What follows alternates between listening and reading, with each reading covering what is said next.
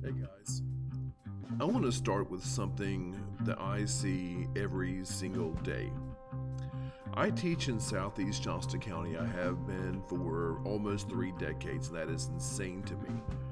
And when I look out of my classroom, when I really look, I see Johnston County in a way that the county doesn't always really see itself. I'm not saying I'm special, it's just I've lived here for a pretty dang long time, and I see kids whose great grandparents farmed this land and kids whose parents crossed an international border to get here. I see families who have been in these communities for 200 years and families who arrived within the last 20. And I see them sitting next to each other every single day, carrying histories that nobody has really sat down and told out loud, you know? And this episode is an attempt to do that. My name is Joey, this is Joe Koyo, and today we're going to talk about chickens and what chickens have done to this county, and who came because of them, and who was already here when they arrived, and why all of it matters more than most people really think about. To understand what happened in Johnston County starting in the late 1980s and accelerating through the 1990s, you have to understand what happened to the American chicken.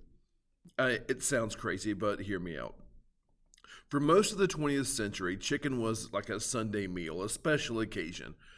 You raised one in the backyard or you bought a whole bird at the butcher, and that was that. But somewhere in the 1970s and 1980s, something shifted.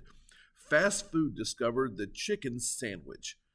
Yes, I guess I'm partly blaming Chick-fil-A. Health conscious Americans decided red meat was killing them. Food companies figured out how to debone bread sauce and prepackaged poultry at industrial scale. And per capita chicken consumption in the United States nearly doubled between 1970 and 2000. I've seen the numbers. Y'all, that's a lot of chickens. And somebody had to process them. Now, North Carolina was already one of 4 leading poultry producing states in the country. The geography worked. Flat land, cheap land, agricultural infrastructure already in place from tobacco and cotton. Companies like Tyson, Purdue, and others have been building out processing capacity across the rural South for decades. In Johnston County, sitting at the intersection of 95, 70, and later on 40, close enough to the Research Triangle to benefit from its growth, but rural enough to keep land and labor costs low, was exactly the kind of place these companies were looking for.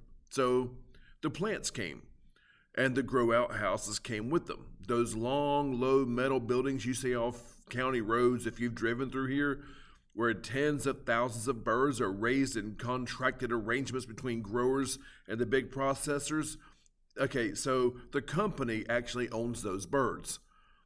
The grower owns the land, the debt, and the labor. It's a system that transfers risk down the chain while keeping profit concentrated at the top. But here's the problem the industry ran into. The work is hard. It is genuinely, brutally hard. Processing plants run cold and fast. The line does not stop. Repetitive motion injuries are endemic. Turnover was staggering. Some plants reported needing to hire nearly 2 workers for every one position every year just to keep the shifts staffed. And by the late 1980s, the labor pool that had historically filled those jobs, largely black workers of the rural South, was shrinking, not because black workers were leaving the region, but because the civil rights era had opened doors for them. Better options existed. People took them, which for the record is exactly what you expect people to do. I would. The industry needed workers, and they needed workers who, for various reasons, had fewer options. Now, what happened next was not an accident. It was actually a strategy. Poultry companies, not just in North Carolina, but across the entire rural South, began actively recruiting Hispanic immigrant workers. Now, some sent agents to South Texas. Again, I've seen the numbers, where migrant agricultural networks already existed. Some advertised in Miami newspapers. Some, and this is documented, drove vans to Florida agricultural labor camps and came back with workers. The pitch was consistent. Steady work, year-round, indoors, better wages than field labor. Now, what they don't always mention, they didn't mention the line speeds, the injury rates, the fact that in some plants, workers reported waiting so long for bathroom breaks that they wore diapers on the floor. The fact that the company owned the birds and set the prices and could terminate a contract grower with limited recourse. Word spread through networks the way it always does. A cousin calls a cousin, a friend told a friend that there was work in North Carolina, that you could make something there. NAFTA hit in 1994, destabilizing Mexican agricultural communities and pushing more families north, and then the flow accelerated. North Carolina's Hispanic population had barely a statistical footnote in 1980. The numbers show that about 56,000 people in North Carolina in a state of 6.5 million. By 1990, it was 76,000. By 1997, it had doubled again to 150,000. By 2000, it was 380,000. The growth rate was among the fastest of any state in the country, and it was concentrated in exactly the places you'd expect. The rural poultry and pork processing corridors of eastern and central North Carolina, and Johnston County is right smack dab in the middle of that. And here's what I want you to understand about the people who came. They were not a demographic event. They were not a wave or a surge or any of the other words that some people use to make human beings sound like the weather. They were people who made decisions under difficult circumstances, who followed the work because the work was there, who built community in places that weren't always ready to receive them. They started businesses, they joined churches, and started new ones. They enrolled their kids in schools like mine.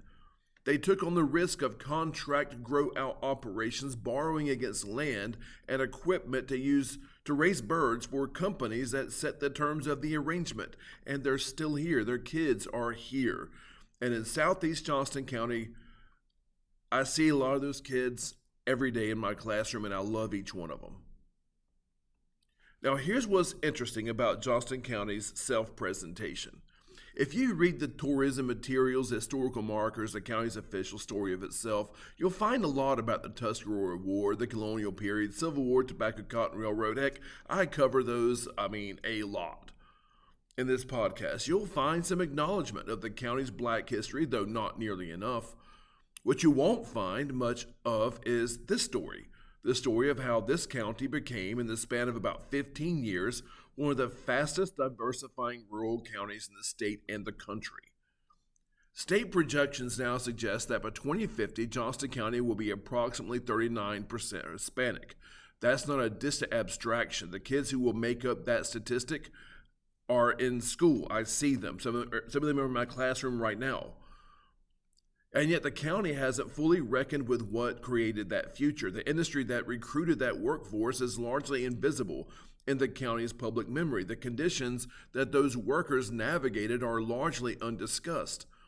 The complexity of what it meant for long-established black and white Johnston County families to watch their communities transform and change without much explanation or preparation, that's undiscussed too. And the experience of the Latino families who came and stayed and built something here on terms that weren't always fair, in a place that wasn't always welcoming, that's largely untold. That's a lot of silence for a county that's about to be nearly 40% something that it hasn't talked about yet. I'm not saying there's a villain in the story. The contract growers, many of them Latino families themselves now, are not the architects of the system they operate within. The workers who came were not doing anything wrong. Everybody migrates. That's how we have the United States, built on immigration. The Johnston County families who experienced a change and didn't know what to do with it weren't wrong to be disoriented. Disorientation is a reasonable response to rapid change that nobody can explain, or no one's willing to explain. The thing that deserves scrutiny is the industry that designed the conditions, profited from the labor, and then stepped back while the social complexity landed on everybody else, on the workers, on the communities, on the schools, on the kids in my classroom who are every single day figuring out how to share a county that belongs to all of them. Now, there's a Nirvana song from 1991 called Come As You Are. I'm that age. And the year matters. 1991 is right at the inflection point, right when the numbers in Johnston County started to move, right when the industry's recruitment strategy was hitting full stride. Come as you are, as you were, as I want you to be. That last part is the one that sticks with me, as I want you to be, because that's what the industry was really saying, wasn't it? Come. We want your labor. Come as you are, willing to work, willing to take what we offer, willing to stay on the line no matter what happens. What they didn't account for is what actually happens when the people come. They don't just bring labor. They bring language and food and faith and family. They build things. They stay. Their kids grow up and go to school and sit next to kids whose families have been here for 200 years. And eventually, if you're paying attention, you realize that the county the kids are going to inherit together is much more complicated and much more interesting than the one the industry thought it was building a workforce for. Now, Johnston County hasn't fully told this story yet. I think it's time.